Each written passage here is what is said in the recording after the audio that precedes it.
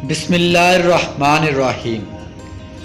امام ابو حنیفہ رضی اللہ تعالی عنہ دیگر علماء کے ساتھ ایک ایسے آدمی کی دعوت ولیمہ پر تشریف لے گئے جس نے اپنی 2 بیٹیوں کا نکاح 2 بھائیوں سے کر دیا تھا۔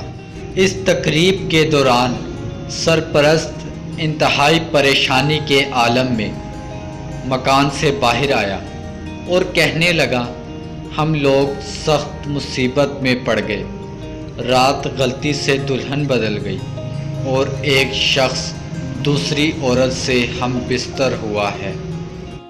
سفیان رحمۃ اللہ تعالی علیہ نے فرمایا، کوئی مضاحکہ نہیں۔ حضرت عمر معاویہ رضی اللہ تعالی عنہ نے اسی طرح کا ایک سوال بھیجا تھا۔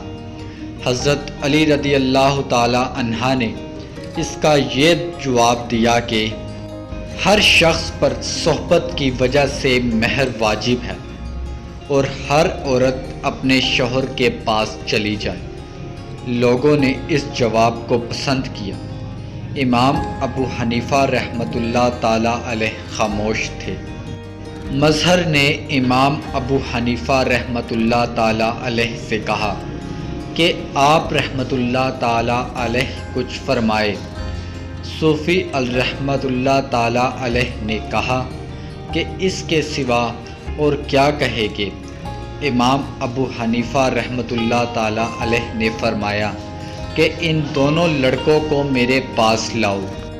دونوں حاضر کیے گئے تو آپ رحمۃ اللہ تعالی علیہ نے ایک سے پوچھا کہ تم رات جس عورت کے پاس رہے وہ تم کو پسند ہے؟ دونوں نے ہاں میں جواب دیا۔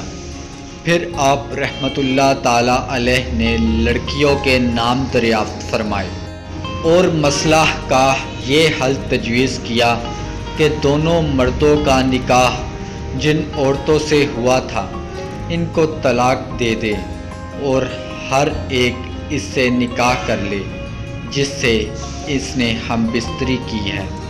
لوگوں نے آپ رحمۃ اللہ تعالی علیہ کے اس جواب کو بہت عزت سے دیکھا۔